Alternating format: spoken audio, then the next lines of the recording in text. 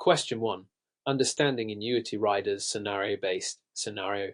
Mary, a 58-year-old client, has invested in a variable annuity to prepare for her retirement. Her financial advisor suggests adding a guaranteed minimum withdrawal benefit right to provide her with predictable income during retirement. However, Mary is concerned about the additional costs associated with this rider. Which of the following would be the most accurate explanation to help Mary understand the GMWB rider? A. The GMWB rider guarantees that Mary can withdraw a specific percentage of her initial investment each year, regardless of the market performance, ensuring she receives a steady income. B. The GMWB rider guarantees Mary a fixed interest rate on her investment, similar to a fixed annuity, which eliminates all market risk. C. The GMWB rider allows Mary to access her full investment without penalties at any time, regardless of market conditions or withdrawal limits. D. The GMWB rider guarantees that Mary will receive the full accumulated value of her annuity, including all market gains, as a lump sum at retirement. Answer A. Explanation. A. Correct. The guaranteed minimum withdrawal benefit rider typically guarantees the annuitant, in this case Mary, the ability to withdraw a fixed percentage of the invested amount annually, even if the annuity's underlying investments underperform. This provides a predictable income stream while still allowing her to remain invested in a variable annuity. This rider can offer a balance between market exposure and guaranteed withdrawals. B. Incorrect.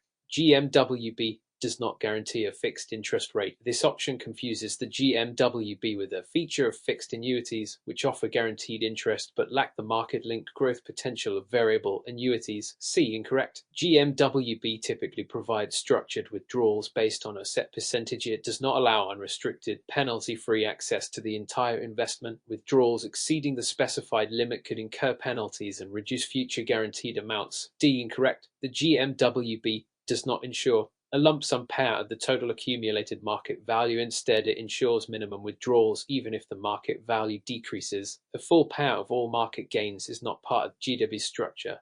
Question 2. Regulatory compliance. NAIC guidelines on annuity suitability. Which of the following best describes the National Association of Insurance Commissioners (NAIC) guidelines regarding suitability in annuity sales? A. An annuity is only considered suitable if it offers the client the highest potential returns, regardless of the client's age or risk tolerance. B. The NAIC requires agents to collect and evaluate a client's financial information, objectives, and risk tolerance to ensure the annuity recommendation is in the client's best interest. C. NAIC guidelines mandate that agents must present at least 3 different annuity options to the client, covering various types of annuities, to allow for comparison. D. The NAIC requires that all annuity sales be approved by a third-party financial auditor to ensure compliance with suitability standards. Answer B. Explanation. B. Correct. The NAIC Suitability and Annuity Transactions Model regulation requires that agents gather relevant financial information from the client, including their financial objectives, liquidity needs, and risk tolerance, to make a recommendation that aligns with the client's best interest. This regulation is aimed at protecting consumers by ensuring that annuity sales are suitable based on the client's specific financial situation. A. Incorrect. Annuity suitability is not based solely on potential returns, but rather on alignment with the client's financial goals and risk profile. High returns may involve higher risks, which might not be appropriate for all clients. C. Incorrect. While agents may offer various options, the NAIC guidelines do not require presenting exactly 3 annuity choices. The key is to present a suitable option, not a specified number of options. D. Incorrect. While compliance may involve supervisory review within the insurance company, the NAIC does not mandate third-party auditor approval for each sale. Question 3. Taxation of annuities.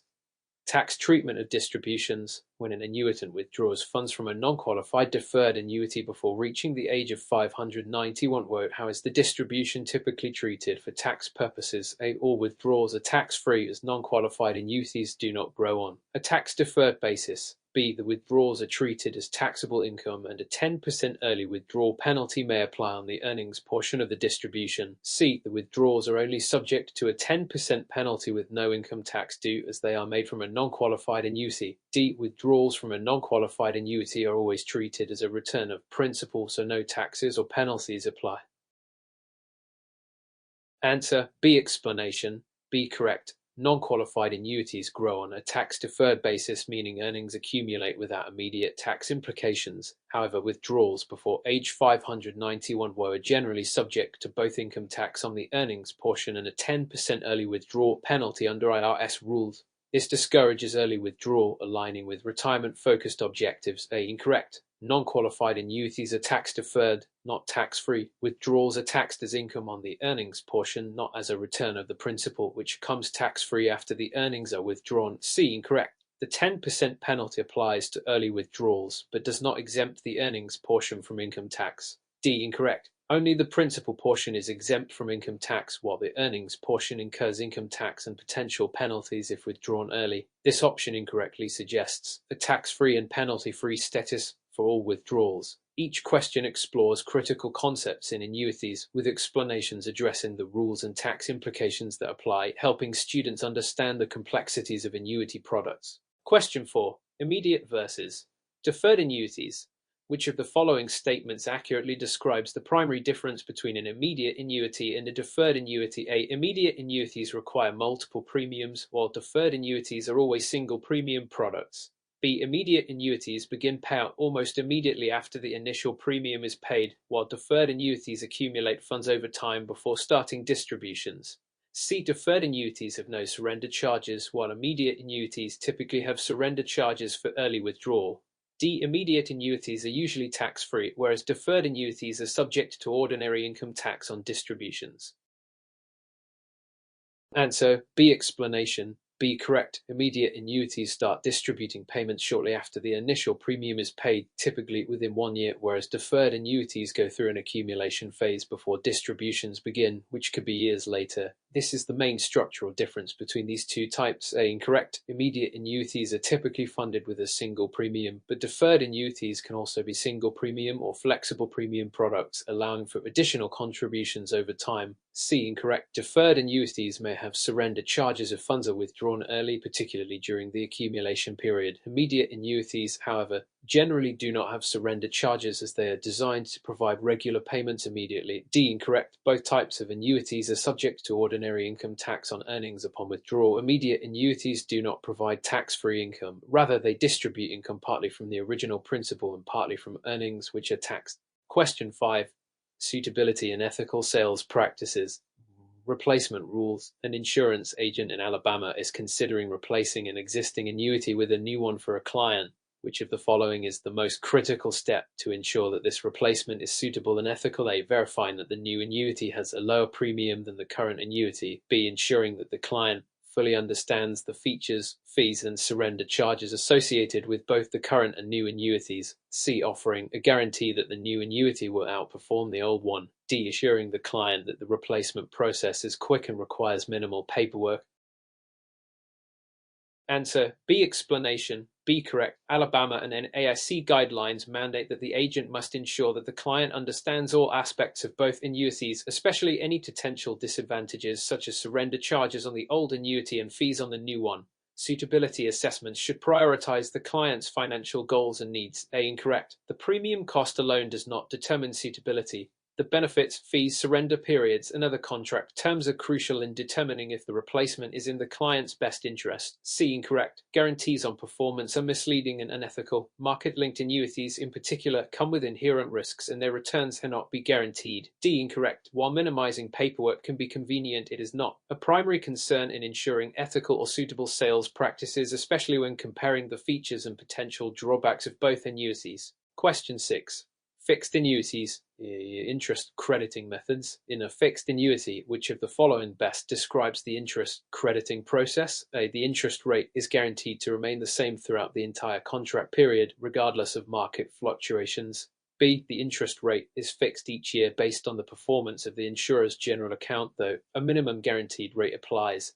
C. The interest rate is directly tied to an index, such as the S&P 500, and can fluctuate based on market performance. D. The interest is credited only at the end of the contract term, meaning no interest is credited annually. Answer: B. Explanation. B. Correct. Fixed annuities typically offer an interest rate determined annually based on the insurer's general account performance. This rate may vary year to year, but a minimum guaranteed interest rate provides a safety net. A. Incorrect. The rate may change periodically, often annually. While some fixed annuities offer multi-year rate guarantees, the rate is generally not fixed for the entire contract unless specified as such. C. Incorrect. Indexed annuities, not fixed annuities, are linked to indices like the S&P 500. Fixed annuities are based on the insurer's general account, not directly on market indices. D. Incorrect. Fixed annuities credit interest at regular intervals, often annually rather than solely at the end of the contract. Question 7. Taxation of annuities, early withdrawals and IRS penalties. Which statement best describes the tax treatment of early withdrawals from a non-qualified annuity before age 590 on or A? Only the principal portion of early withdrawals is subject to income tax and no penalties apply. B. Both the earnings and principal portions are subject to a 10% early withdrawal penalty and regular income tax. C. Only the earnings portion is subject to income tax and a 10% early withdrawal penalty. Principal withdrawals are tax-free and penalty-free. D. Early withdrawals are entirely tax-free if the annuity was held for at least 5 years. Answer C. Explanation. C. Correct. Withdrawals from a non-qualified annuity are taxed on the earnings portion, and if taken before age 590 onward, this portion is also subject to 10% early withdrawal penalty. The principal can be withdrawn without penalty as it was funded with after-tax dollars. A. Incorrect. The earnings, not the principal, are subject to tax and potential penalties. This answer incorrectly suggests tax and penalty exemption on earnings. B. Incorrect. The principal is not subject to tax or penalties as it has already been taxed. D. Incorrect. There is no 5-year tax-free rule. Only qualified distributions under specific IRS provisions can be tax-free and penalty-free. Question 8. Variable annuities. Market risk and sub-accounts. Which of the following statements best describes the risk associated with variable annuities? A. Variable annuities are risk-free because they offer a minimum guaranteed return regardless of market performance. B. Variable annuities carry market risk because the value of the sub-accounts can fluctuate with the performance of underlying investments. C. Variable annuities are entirely dependent on bond yields, so they are insulated from stock market volatility. D. Variable annuities allow investors to control all investment decisions, minimizing risk exposure. Answer B. Explanation. B. Correct. Variable annuities expose the investor to market risk as the value of sub-accounts is linked to the performance of underlying investments, such as stocks and bonds. They incorrect. Variable annuities do not guarantee a minimum return. Instead, their value fluctuates based on market conditions. C. Incorrect. While bonds may be included, sub-accounts can also include stocks and other asset classes, exposing the annuity to stock market risk. D. Incorrect. While some choice is available, the investor cannot fully control market fluctuations, which affects sub-account performance. Question 9. Alabama-specific suitability requirements. An agent is selling an annuity to a retired Alabama resident. According to Alabama's suitability standards, which factor should the agent prioritize when determining if the annuity is appropriate? A. The client's preference for a tax-deferred product. B. The client's annual income, current assets, and risk tolerance to determine the annuity's suitability. C. The client's marital status as it affects eligibility for the annuity. D. The length of the free look period offered by the annuity provider.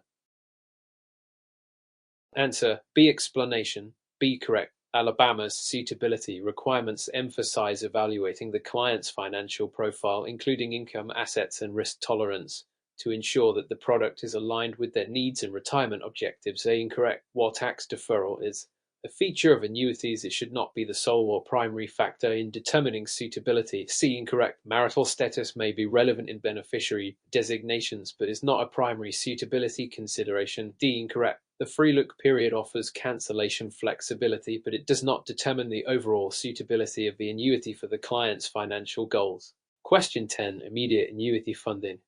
Payment structure. A single premium immediate annuity SPIA requires which of the following? A. Multiple payments made over time. B. A single lump sum premium payment. C. Only variable premiums based on age. D. No premium payment that benefits begin automatically. Answer B. Explanation. SPIs begin payments immediately following a one-time lump sum premium payment. This structure is ideal for retirees looking for an immediate income stream. Multiple payments or variable premiums do not apply in SPIAs. Question 11. Fixed annuities. Interest crediting methods. An annuity contract offers a minimum guaranteed interest rate of 2%, but allows the insurer to credit up to 4% based on market conditions. If the market performs well and the insurer credits 4% interest this year, what term best describes this contract feature? A. Market-linked interest rate. B. Annual reset option. C. Interest rate cap. D. Current interest rate.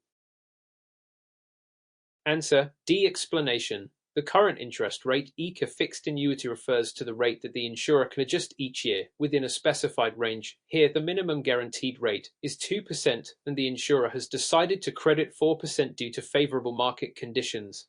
This feature allows some flexibility, with the interest credited based on both minimum guarantees and market-related performance adjustments, typical in fixed annuities. Question 12. Regulatory compliance. Anti-money laundering (AML) requirements. Which of the following is a primary responsibility of an annuity agent under anti-money laundering (AML) regulations? A. Ensuring that clients understand annuity payout options. B. Reporting any suspicious financial transactions involving annuities. C. Guaranteeing clients' investments against market loss. D. Assisting clients with tax reporting for annuity distributions. Answer: B. Explanation. Under AML regulations, annuity agents must identify and report suspicious transactions to prevent money laundering. This includes large or unusual transactions that don't align with a customer's usual activity. Ensuring AML compliance is essential, as annuities can be used as vehicles for money laundering due to their liquidity and substantial investment amounts. Question 13. Annuity riders. Guaranteed Minimum Income Benefit (GMIB). What is the primary advantage of a Guaranteed Minimum Income Benefit (GMIB) rider in a variable annuity? A. Provides a death benefit if the annuitant dies prematurely. B. Guarantees a minimum income stream regardless of market performance. C. Allows tax-free withdrawals from the annuity. D. Offers higher returns linked directly to stock market performance. Answer: B. Explanation. A GMIB rider ensures that even if the annuity's underlying investments perform poorly, the policyholder will still receive a guaranteed minimum income. This rider is particularly useful in variable annuities where the income stream might otherwise fluctuate based on market performance. It provides a level of income security to the annuitant despite market volatility. Question 14. Suitability and ethical sales practices. Client needs analysis. If a client is primarily concerned about generating a reliable income stream during retirement and is risk-averse, which type of annuity would likely be the most suitable? A. Variable annuity. B. Indexed annuity. C. Fixed annuity. D. Immediate annuity. Answer: C. Explanation. A fixed annuity is best suited for clients who seek steady, predictable income with minimal risk, as it offers guaranteed returns and principal protection. Variable annuities have market risk. Indexed annuities may offer fluctuating returns based on an index, and immediate annuities begin payouts right away, which may not align with long-term retirement needs if the client wants growth potential. Question 15. Scenario-based question. Beneficiary designations. Scenario: Sarah owns a deferred annuity and designates her son as the sole beneficiary. She passes away while the annuity is still in the accumulation phase. What happens to the annuity value under Alabama law? A. The son receives the full accumulated value as the death benefit. B. The accumulated value is forfeited to the insurer. C. The son inherits only the premium paid by Sarah. D. The insurer keeps 50% of the accumulated value and pays the rest to the son. Answer: A. Explanation. In Alabama, annuities typically provide a death benefit if the contract owner passes away before the annuity payments begin. The designated beneficiary, in this case Sarah's son, will receive the full accumulated value as of the date of Sarah's death. This provision is part of the beneficiary's rights in deferred annuity contracts. Question 16. Indexed annuities. Crediting rate. An indexed annuity offers an 80% participation rate tied to the S&P 500 index, which increased by 10% over the year. Assuming no caps or spread fees, what is the credited rate for this annuity? A. 8%. B. 10%. C. 6%. D. 4%. Answer: A. Explanation. The credited rate is determined by the index performance, 10%, multiplied by the participation rate, 80%. Credited requisitions percent x 0.88%. Thus, the credited rate for this annuity would be 8%. Question 17. Taxation of annuities. Exclusion ratio. Which factor is used in calculating the exclusion ratio for an annuity payout? A. Premiums paid by the annuitant. B. The insurer's administrative fees. C. Expected payout period. D. State tax rates. Answer A. Explanation. The exclusion ratio is used to determine the portion of each annuity payment that is not subject to income tax. This ratio is based on the amount of premiums paid by the annuitant relative to the expected return over the life of the contract. Only the return on investment portion is taxable, while the principal premiums paid is excluded. Question 18. Immediate versus deferred annuities. Application suitability. A client is nearing retirement and wants to begin receiving income immediately. Which annuity option is most suitable? A. Deferred income annuity diet. B. Single premium immediate annuity SPIA. C. Variable annuity with a withdrawal option. D. Indexed annuity with income rider. Answer B. Explanation. A single premium immediate annuity SPIA allows the client to make a lump sum payment and immediately begin receiving regular income payments, making it ideal for those wanting to begin income right away. Deferred annuities delay income, while income riders may require waiting periods and do not offer immediate payouts. Question 19. Contract structure and provisions. Free look period. Under Alabama regulations, what is the purpose of the free look period in an annuity contract? A. To allow the annuitant to adjust the interest rate on a fixed annuity. B. To allow the contract owner to review and cancel the contract without penalty. C. To enable the beneficiary to review the contract terms after the owner's death. D. To allow partial withdrawals without penalty in the first year.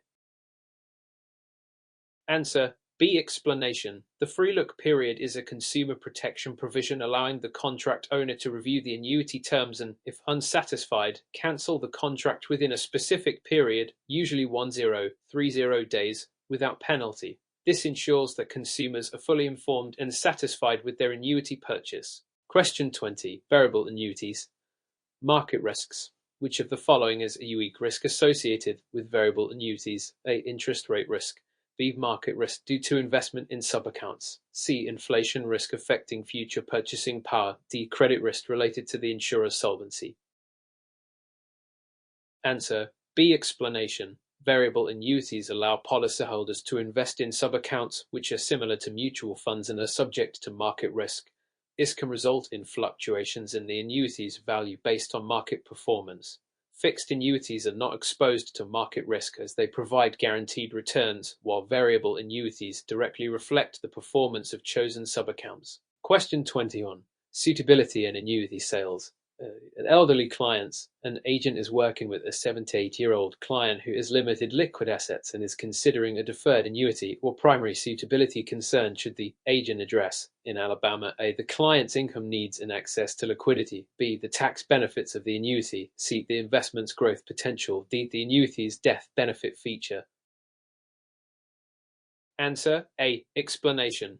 For older clients, it's crucial to consider liquidity needs and immediate access to funds, as deferred annuities typically have penalties for early withdrawals. Alabama regulations emphasize suitability, especially for elderly clients who may need more accessible funds for unexpected expenses. Question 22.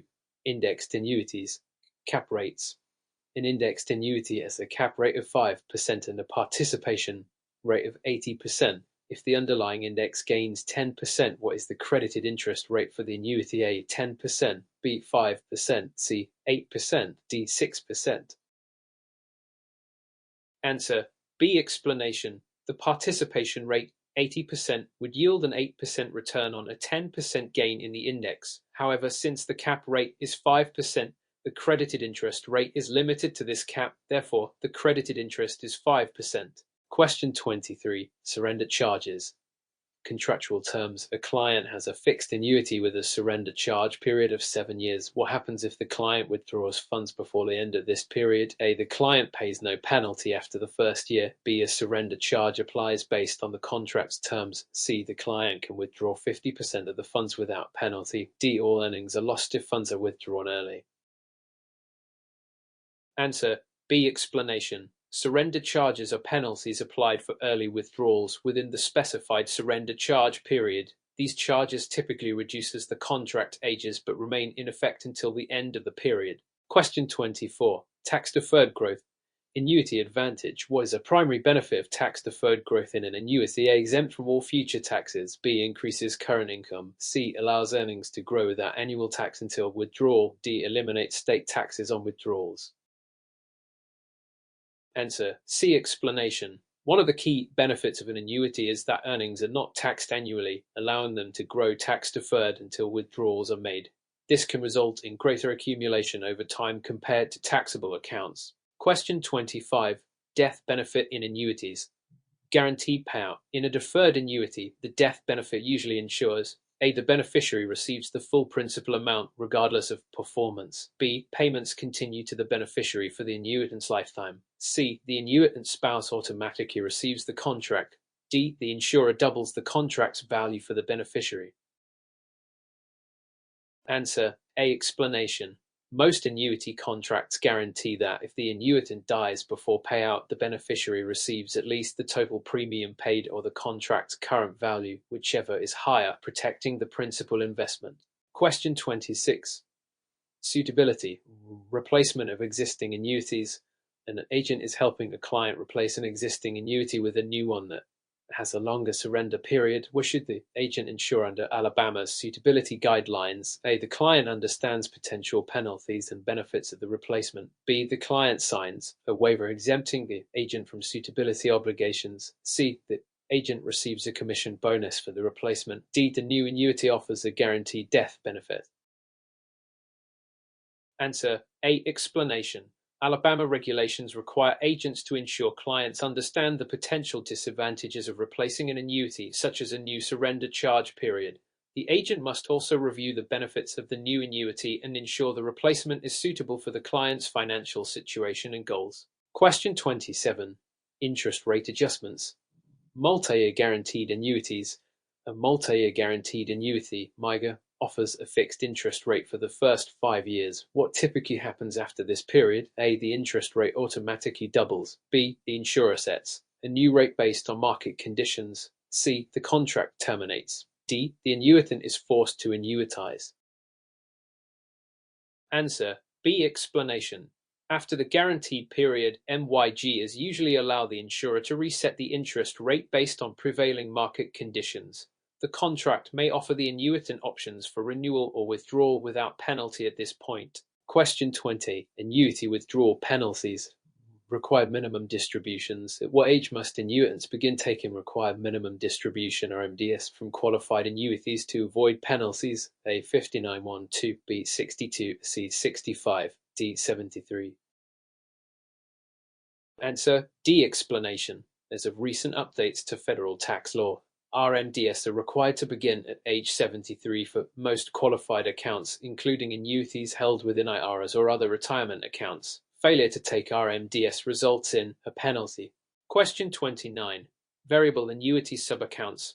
Investment choices. In a variable annuity, what is the primary purpose of selecting different subaccounts? A. To gain fixed returns on investment. B. To provide growth potential through various market investments. C. To eliminate all market risks. D. To access tax-free withdrawals. Answer: B. Explanation. Subaccounts in variable annuities function similarly to mutual funds, allowing policyholders to allocate investments across different asset classes, e.g. stocks, bonds. This provides growth potential, though it also introduces market risk. Question 30. Income payout options. Lifetime versus a fixed period. What is the key difference between a lifetime annuity payout and a fixed period annuity payout? A. Lifetime payouts are guaranteed for a set number of years. B. Fixed period payouts end after a specific term, regardless of lifespan. C. Lifetime payouts only apply to deferred annuities. D. Fixed period annuities are only available with variable annuities. Answer: B. Explanation. A fixed period payout provides income for a specified number of years, ending even if the annuitant is still alive. A lifetime payout continues for the annuitant's entire life, providing income security, though payments may stop upon death unless there are additional options for beneficiaries.